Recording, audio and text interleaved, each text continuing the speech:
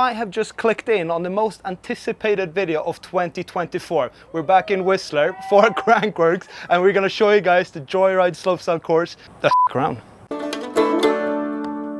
It's a good pole. All right, so we're standing here at the top of the Joyride course. It's obviously just insane. You guys are gonna be in for a treat today during this video. But yeah, every year when you get here, it's just like, it's unreal. Everything is absolutely perfect. The vibes in the village is insane. Like, this is the best event of the year. I love to be here so much, and this is honestly one big reason why I still do this after 15 years. Whistler is a huge part of that.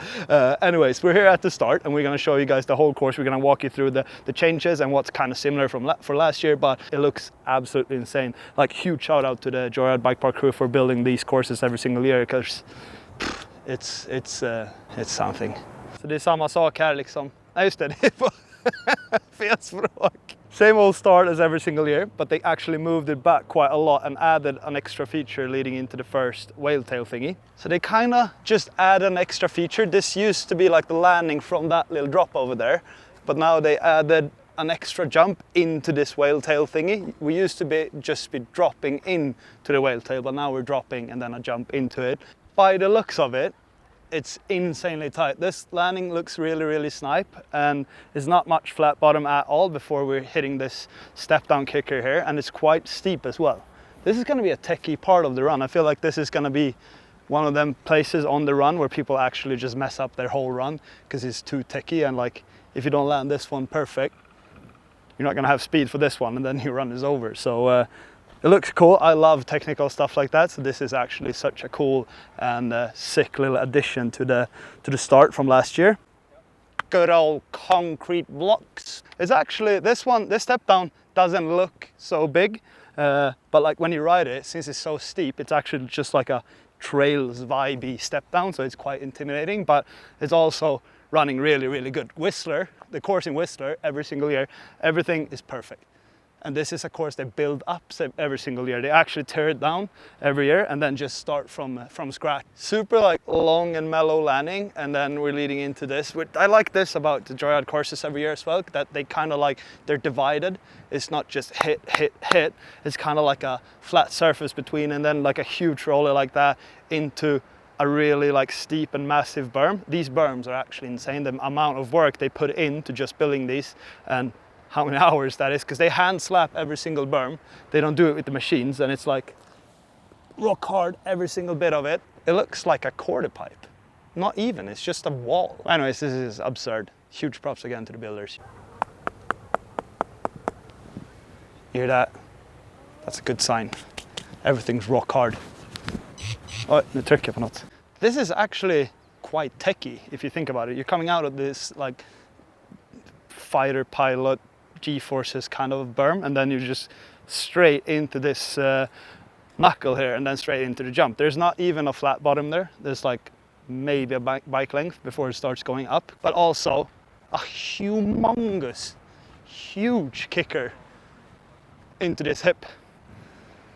Come on. It's like, some of you might think that it's getting old that I'm standing next to kickers and just doesn't even understand how big it is, but if you haven't been at a course in real life, it's just, what are we doing? But yeah, it looks amazing. I know everything rides perfect. If you hit it out here, it's a solid like 3 or 4 meters longer gap than if you just land over here, because there's so much hip on it, which is sick because it's a hip and it's supposed to be hips. And then it's obviously leading into the second hip, which is the left hand one, and that one's huge as well.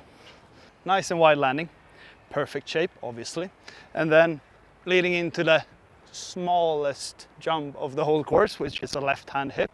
And yeah, huge as well. But it actually looks way safer and way more nice than the other ones. Like, if you want to try something huge, or if you want to push a bit extra in your second run and you have a first good run, then this would be the jump to work yourself on. Get plowed into the ground. Scratch up your whole arms, slide on your bum all the way down, crack your elbows.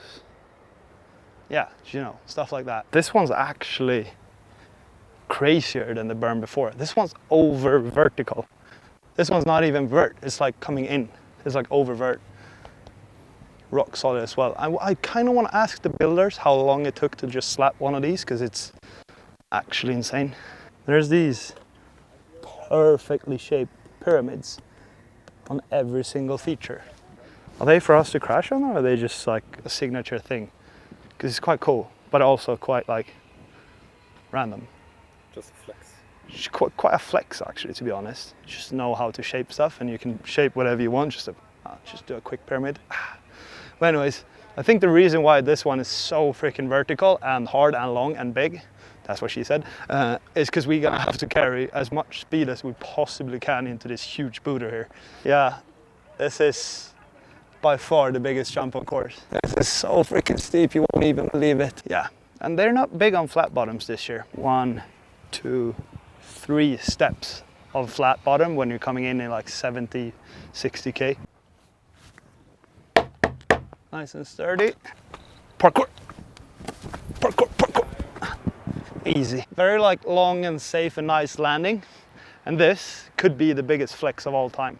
They did really outdo themselves when it comes to berms this year, because like prior years, it could be like these tall berms everywhere. Like they should come to the compound and see what a real shitty berm is, because that's all we build at home, real shitty berms, and then we just shape them in the beginning of the year, and then it looks like a freaking, I don't even know.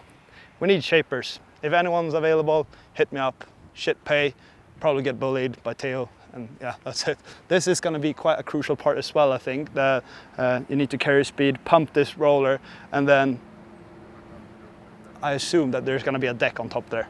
But that's a huge on and off feature, which is one of my favorite ones of the whole course every single year. I love the on and offs because it's quite technical, and then you don't just do a straight trick on a jump, because I love slopestyle in that way, that you have to like do your hard tricks, but do them on hard places rather than just like going in for an airbag landing and just do a huge trick, you know?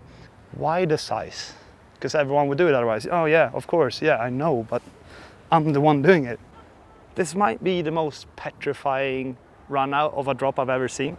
Like, it's quite a long gap to begin with, so you're gonna go pretty high speed, I assume, and then it kind of like funnels into this over vertical berm that is really tight. It's not as long and safe as the other ones, I'd say. So if you go a bit too much on the right, if you drift a little bit, then you're gone, you're out in the crowd, I'd say. But then you have to kind of like stay left here and then rather shroud bit than going out of the berm, I guess. But like this is definitely also quite a techie place, because the feature after that is one of them features that you can go as freaking fast as you want to, because it's a steep kicker and it's kind of like a spine feature but still a box jump. It's really, really cool. But if you're not fast enough there, you can still make it. But that's also going to be like a huge difference on the run if you're bombing it, or if you're just going. The boys are slacking. This would be a pyramid if I would make one at the compound. Anyways, this one's steep as all hell. This is the steepest kicker of the whole course. It's crazy because that kicker is so steep and we're gonna go so freaking big on it, and then this landing is really like tiny. But that's also gonna be good, because if it wouldn't be tiny, we would have to like break a lot into this one. I think this is just absurd, the whole shape and all the like cool features and structures and everything. Like this is unreal. I think I've reached climax on course. Hey yo, what the fuck? I don't even know where to begin, but like yeah, it's the same kind of features last year with the kicker and 2 landings, like a quarter bank, and I loved that one last year. We had a good old session on it all week long. But then they added a massive wall. The wall is actually taller than my house at home, and we're supposed to get up on it somehow. This kicker is almost vertical, and then the wall is quite far in, but I guess when we're launching that speed that we're coming in with, I guess it's gonna have to be that steep. I don't even know, this is gnarly, it's insane, it's beautiful, everything just seems to line up so good, so I'm like too excited to even talk. It's like, there's so much going on in my little head right now, it's just like... One thing that is a lot better than last year is that last year it was kind of like depending what way you went, like you had to go left if you wanted to carry speed for the spine and the last step down jump, but here they kind of made this into just funnel into this small like lane where you kind of, it looks like you're just rolling over it, barely even like carrying speed over it, and then pump down for the boner. They changed out the last feature this year. Last year was a step down, and now they changed it for a boner log. A boner log that is huge is always quite terrifying because it's always hard to dial in your speed for them, and all the tricks you're doing are quite different when it comes to speed. So like a 360, the speed for that is different from a straight trick and it's different from a flip. So yeah, it's definitely a scary one. Yeah, I mean, it's a terrifying end of the whole course because you're going to be so tired when you get down there, and then there's a huge boner log that is already hard to ride to begin with, like jumps and step downs and stuff kind of like do their own pops when you just ride out a kicker, but here you kind of have to like make your own pop because it's a flat feature. There's not a lip on it, so you kind of have to like pop however you want to get your trick dialed in. And I actually did my first ever flip on a boner log 2016, just straight on Joyride course, like no airbag, no foam pit, anything, just yeah. Because Brandon Semenuk had explained during practice, like I was like, how do you actually flip a boner log? And then he just explained how you do it, and then he went, yeah, go ahead. And then I was just a little kid, and he was literally the GOAT. He is the GOAT. But then I just stood there and I was a fanboy, and I was like, yeah, Brandon told me to, and he explained how to do it, so fuck it. But I landed it and learned how to do a flip tuck that week, so that's actually a cool story for you guys. Or not, no one actually asked about it. I just gave them a story without even any sort of... Anyways, I'm going now. This is a cool last feature of the course. It's going to be terrifying, but then also super sick to end with kind of like a technical and tricky end of it instead of just a normal jump. So I'm keen. Like they shaped the whole landing, and then if you crash there, you're going to roll into this, and this is just gravel, and it looks like they've been just driving over with a quad and just made it hard packed. The amount of braking power you're going to have to put in to just stop before the crowd, if we don't want to plow the people in the crowd. Wait, whoa, whoa, whoa, whoa, whoa, whoa, whoa, okay. I look forward to the practice week. It's going to be a sick week with all the boys, just trying to ride and learn new stuff and then just have a good time, really. That's what Whistler all about for me. It's a lot of pressure. All the sponsors are here, all the eyes are on this event always, and it's the pinnacle of slopestyle. But it's also the sickest week all week long because you can just ride with your buddies, have a good time. So now, we're actually just gonna see if we can find some subscribers and give them my brand new grips. I actually received my grips after 2 years. They're in an eco-friendly box. That's why it's like that. Some info here in the back. Just CLT by Max Fredriksson. And then it's they obviously have the grips inside of it with end plugs. So yeah, if anyone finds me throughout the week and wants some grips, I can give them to you because I brought a lot for you. And they're not gonna be out for a while in stores, but I'm just here to show them for everyone and give them out.